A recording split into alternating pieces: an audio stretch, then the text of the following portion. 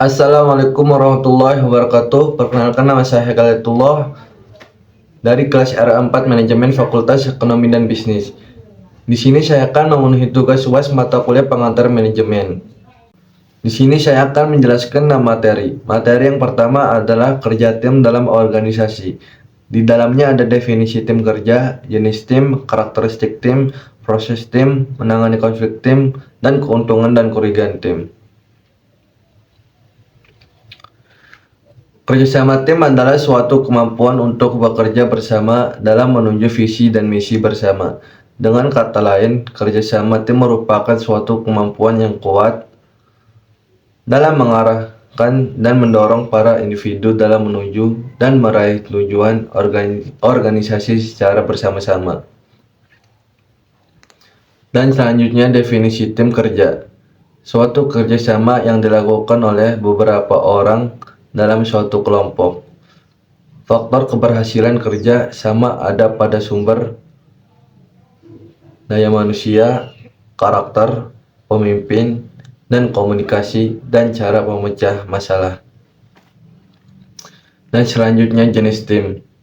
Yang pertama, tim kerja penyelesai. Yang kedua, masalah. Yang ketiga, tim kerja yang keempat, mengelola diri sendiri. Yang kelima, tim kerja lintas. Yang keenam, fungsional. Yang ketujuh, tim kerja virtual. Dan selanjutnya, proses tim. Yang pertama, pembentukan tim. Yang kedua, pengaturan tujuan. Yang ketiga, perencanaan. Yang keempat, pelaksanaan. Yang kelima, evaluasi dan pengaturan kembali. Dan yang keenam, penyelesaian dan pelaporan. Dan selanjutnya, karakteristik tim. Karakteristik sebuah tim dapat mencakup beberapa hal antara lain. Yang pertama, tujuan yang jelas. Yang kedua, peran yang didefinisikan. Yang ketiga, komunikasi efektif. Yang keempat, keterampilan dan kepribadian yang beragam. Yang kelima, kerjasama dan kepercayaan anggota tim saling mendukung satu sama lain, bekerja sama dan mempercayai, dan kemampuan serta kontribusi masing-masing.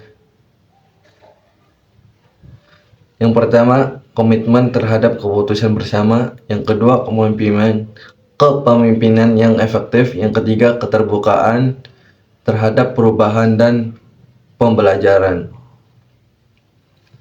Dan selanjutnya, menangani konflik tim. Yang pertama, pemahaman. Yang kedua, komunikasi terbuka. Yang ketiga, mediasi. Yang keempat, pencarian solusi bersama. Yang kelima, komitmen terhadap resolusi. Yang keenam, evaluasi. Dan selanjutnya, keuntungan tim. Yang pertama, dukungan dan pembagian tugas. Yang kedua, peningkatan kreativitas. Yang ketiga, kolaborasi. Dan selanjutnya, kerugian tim. Yang pertama, kesulitan koordinasi. Yang kedua, potensi konflik. Yang ketiga, ketergantungan dan pembagian kredit. Materi kedua adalah komitmen organisasi. Di dalamnya ada pengertian, bentuk-bentuk, ciri-ciri, dan aspek-aspek komitmen organisasi. Faktor-faktor yang mempengaruhi komitmen organisasi. Pengertian komitmen organisasi adalah kesediaan karyawan untuk mengutamakan organisasi daripada kepentingan pribadi dan memberikan kontribusi yang besar untuk mencapai terwujudnya tujuan organisasi.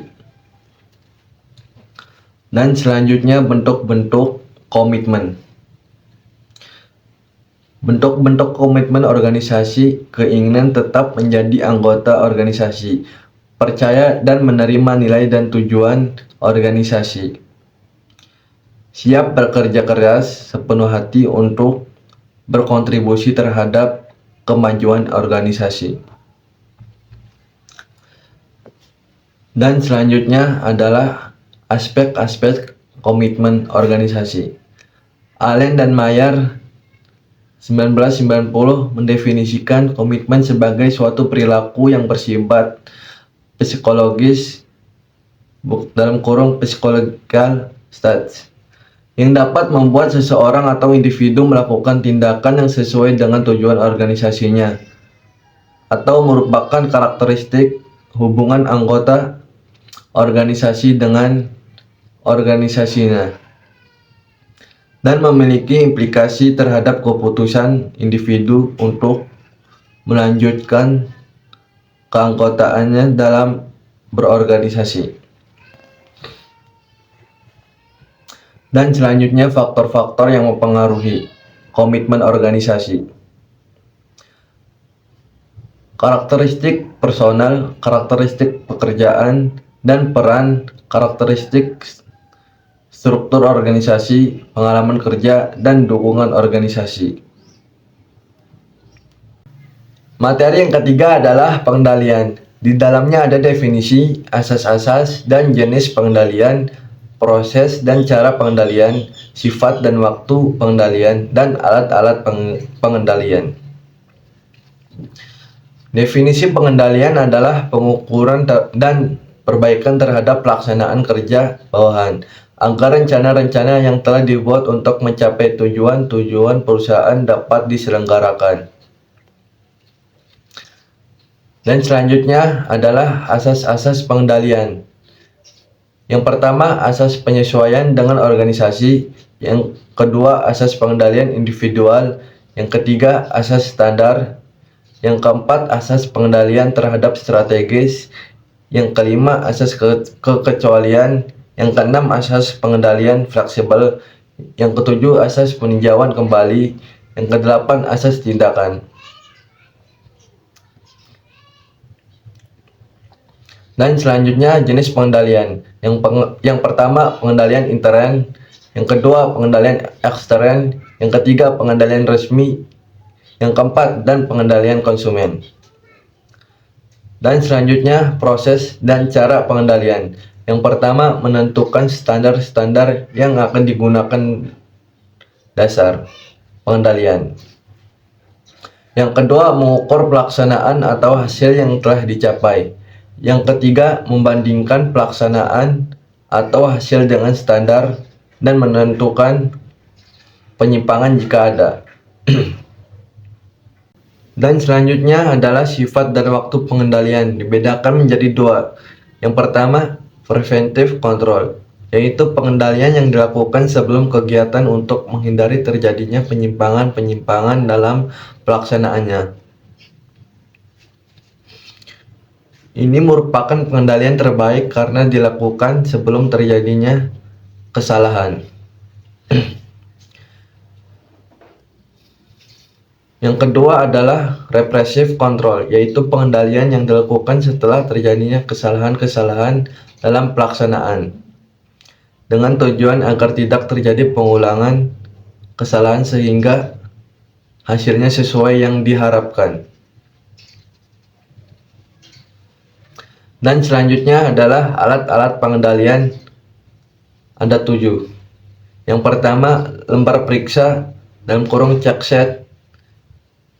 Yang kedua, grafik pemisahan masalah dalam kurung stratifikasi.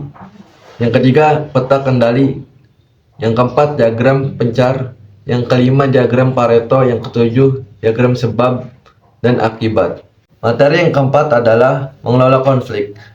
Di dalamnya ada pengertian dasar, tipe, dan sumber konflik, strategi utama mengelola konflik, dan konflik dalam organisasi.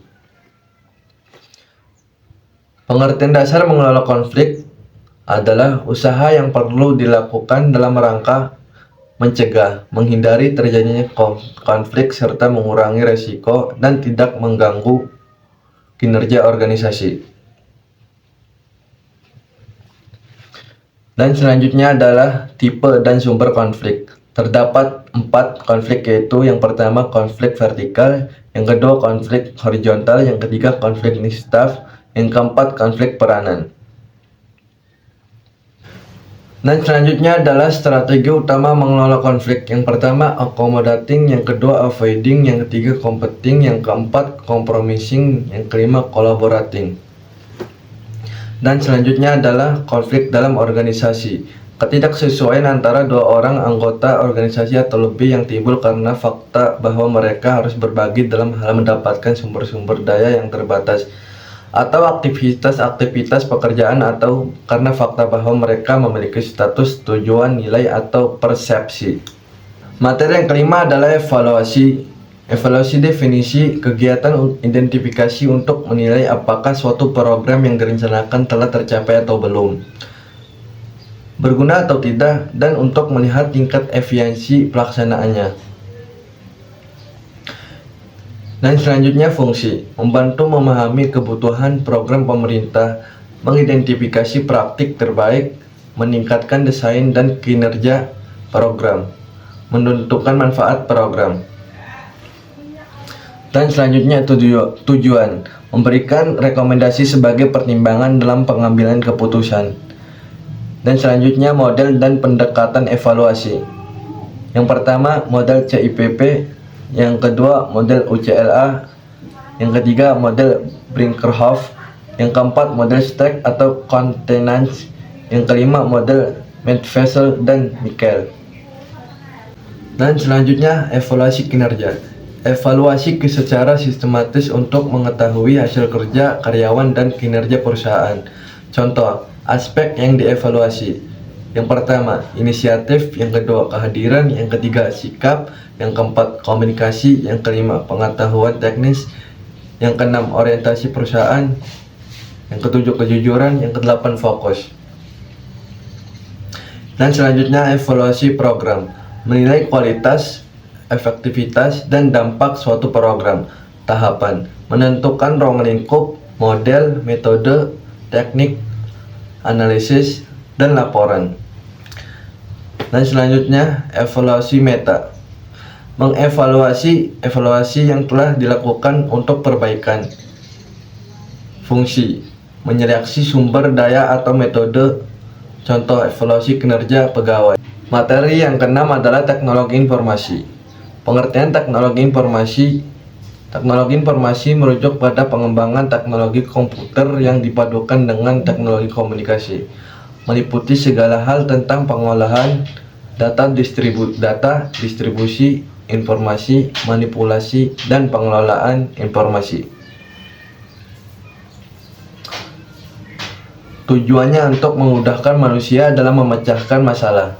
Dan selanjutnya pemanfaatan teknologi informasi secara strategis. Perlu menentukan tujuan dan visi yang selaras dengan kebutuhan bisnis, melakukan analisis SWOT organisasi dan pemetaan stakeholder, merumuskan strategi dan rencana aksi untuk mencapai tujuan. Implementasi secara sistematis dan koordinasi tim terkait. Dan selanjutnya implikasi teknologi informasi bagi manajemen, meningkatkan akurasi dan kecepatan transaksi, membantu pengambilan keputusan, mentransformasi proses bisnis menjadi lebih efisien. Berdampak pada model pembelajaran, mengubah gaya hidup dan perilaku.